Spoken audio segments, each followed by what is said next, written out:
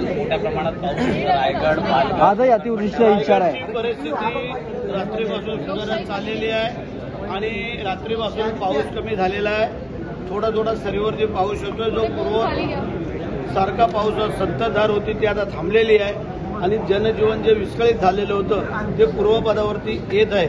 आमचे शासन, प्रशासन, कार्यकर्ते, पदाधिकारी आम्ही सगळेच लोक कामाला लागलेलो होतो. प्रत्येकाने आपापल्या मतदारसंघामध्ये आपापल्या कार्यकर्त्यांना कामाला लावलं होतं. अधिकारी वर्ग रात्रंदिवस काम करत होता.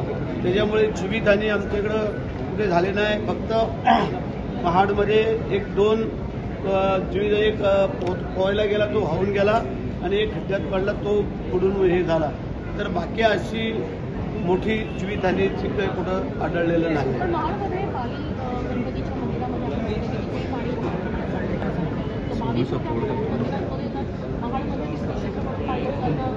महाड नाही महड आणि पाली बल्लालेश्वर अशी 2 ठिकाणं आहेत आणि आमचं महाड वेगळं आहे. तर म्हणे या ठिकाणी पाणी म्हणजे आता सगळीकडेच पाणी झालं होतं. आपण काल पाहिलं पुरं कोकण जलमय झालेलं होतं.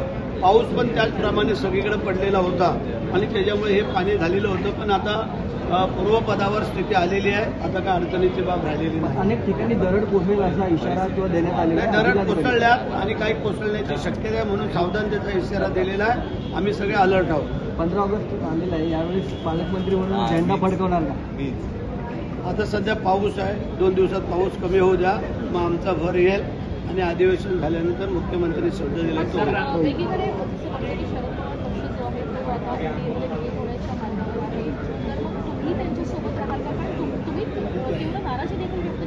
आता आमचे जे नेते आहेत देवेंद्र फडणवीस साहेब आहेत, एकनाथ शिंदे साहेब आहेत, सुनीता वहिनी आहेत, तिन्ही महायुतीचे नेते जो काही निर्णय घेतील तो आम्हाला शिरसावत असेल. परंतु तुम्ही शिवसेनेमधनं बाहेर पडा म्हणजे अर्थात उद्धव ठाकरेंची साथ सोडत असताना तुम्ही सातत्यानं म्हटलं की काँग्रेस आणि राष्ट्रवादी काँग्रेसबरोबर तुम्हाला मांडी लावून बसावं लागतंय.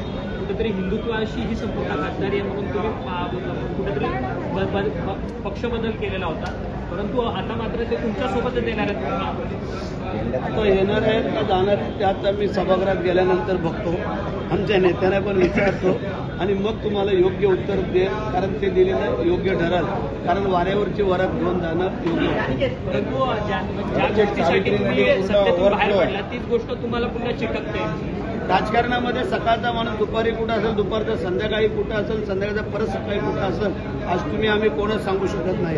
हे सूत्र उद्धव ठाकरेंना हे बघूया मग ते वरचे नेते केंद्रातले आणि राज्यातले ठरवतील. एकनाथ शिंदेना काल जाणार का?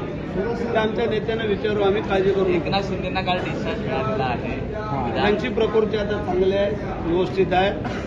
गोरगरिबांच्या कृपाशीर्वादाने ते उद्यापासून सभा करतील. दिल्लीला जाणार अशी पण माहिती. जेव्हा पण दिल्लीला जातो मोठी बातमी घेऊन बघूया आता मी त्यांना विचारतो. आणि सावित्री नदी आता पूर्वपदावरती आहे. काळजी करायचं कारण नाही आहे आणि आमची सगळी यंत्रणा अलर्ट आहे. काय काळजी करू नका. धन्यवाद. आजची उद्योगनगरी न्यूजला सबस्क्राईब, बेल आयकॉनला प्रेस करा, लाईक, कमेंट आणि शेअर करा.